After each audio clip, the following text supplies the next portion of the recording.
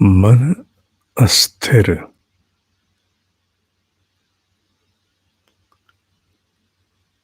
स्थितियों के प्रभाव हिलाते हैं। स्वाभाविक है, कोई विशेष बात नहीं। किसी को भी हिलाते हैं, पर सबसे मुख्य क्या है?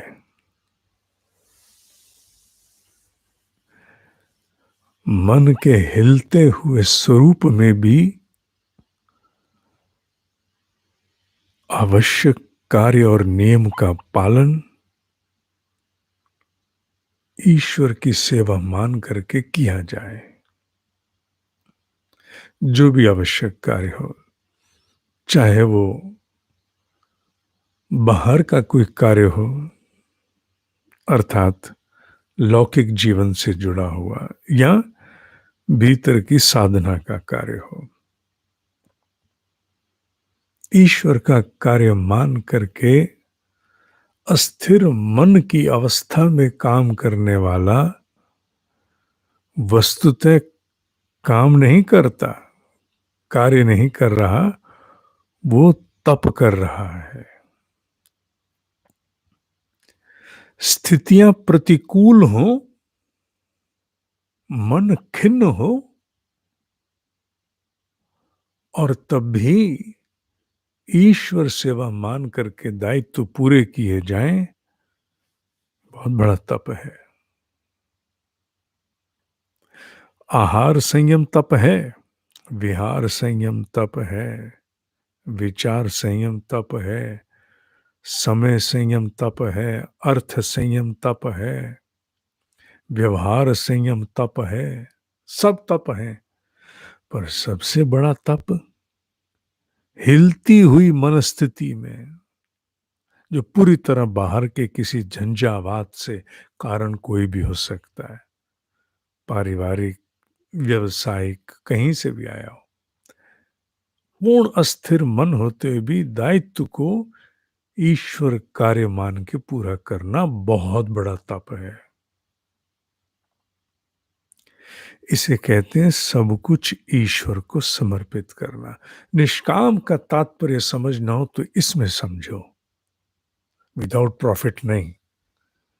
बड़ा भ्रम फैल गया है कि जो विदाउट प्रॉफिट है बस वही निष्काम है। नहीं, निष्काम का संबंध विदाउट प्रॉफिट या विद प्रॉफिट से है, कोई नहीं है।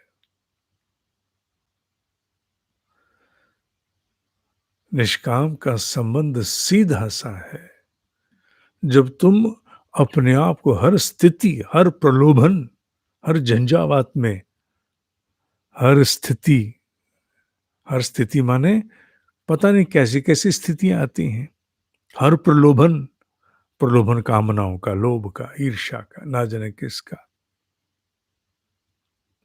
हर स्थिति में, हर प्रलोभन में, हर झंझावात में, टर्बुलेंस, पता नहीं क्या हो गया, तब भी जब अपने दायित्व को ईश्वर सेवा मान के पूरा करते हो तो जानना चाहिए वो निष्काम है।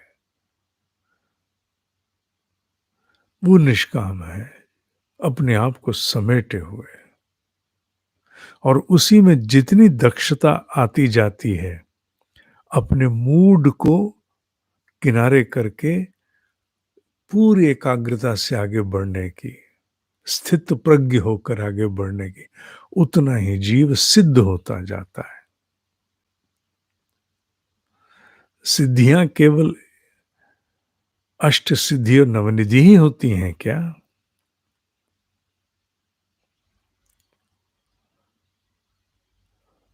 3 घंटे 48 मिनट जो पश्चिमोत्तान करते, आसन करते, वो भी तो सिद्ध हैं। सिद्धियां केवल उतनी नहीं होती बाबू, ये बहुत बड़ी लौकिक सिद्धि है। ऐसे सिद्ध के आसपास देव शक्तियां मंडराएंगी। कैसे सिद्ध के आसपास? जिस सिद्ध ने सब कुछ होते, हर स्थिति में, प्रलोभन में, झंझावात में होते हुए भी अपने निर्धारित कार्य को, दायित्व को ईश्वर सेवा, ईश्वर कार्य मान के किया। ये रिश्ते, ये नाते इस जन्म है, अगले जन्म बदल भी जाएंगे, सारे बदलते हैं लगभग। लगभग, आवश्यक नहीं कि ये रिश्ते नाते ये स्वरूप जाएंगे। तुम जाओगे ना, और तुम्हारा ईश्वर साथ जाएगा। इसलिए उसको सोच करके निर्धारित कार्य करो। विज्ञान कई बार बहुत ऊंची प्रगति को प्राप्त हुआ, ये पहली बार विज्ञान प्रगति को प्राप्त नहीं हो रहा। असंख्य बार, असंख्य इसलिए क्योंकि संख्या ही नहीं है, असंख्य बार इसी पृथ्वी पर, जो कि है कितनी, ब्रह्मांड की तुलना में कुछ नहीं, इसी पृथ्वी पर असंख्य बार बहुत विकसित संस्कृतियां आई और जा चुकी हैं, आज के विज्ञान से भी कहीं ऊपर, जिसके साक्ष्य, जिसके प्रमाण धीरे धीरे धीरे धीरे मिलते जा रहे हैं, मिलते ही जा रहे हैं धीरे धीरे। वो ठीक है कि रुचि के विषय ना होने के कारण जिस दिन भारत की इकोनॉमी 4 ट्रिलियन छूती है, उस दिन वो छुप जाता, क्रिकेट हावी हो जाता। इसलिए बड़ी बड़ी चीजें हमें मालूम नहीं चलती, छोटी छोटी बातें हमें बड़ा कौतुक देती हैं।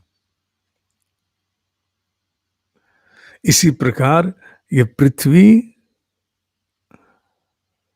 असंख्य बार इससे भी कहीं गुना ऊंचे विज्ञान को प्राप्त हो चुकी, फिर गई, पर एक अकाट्य सत्य नहीं बदला। वो क्या, कि मनुष्य मूल रूप से एक जीवात्मा है। कर्म बंधन, कर्म फल और पुनर्जन्म के अंतर्गत उसकी गति है, ये नहीं बदला। संस्कृतियां आई, चली गई, ये नहीं बदला।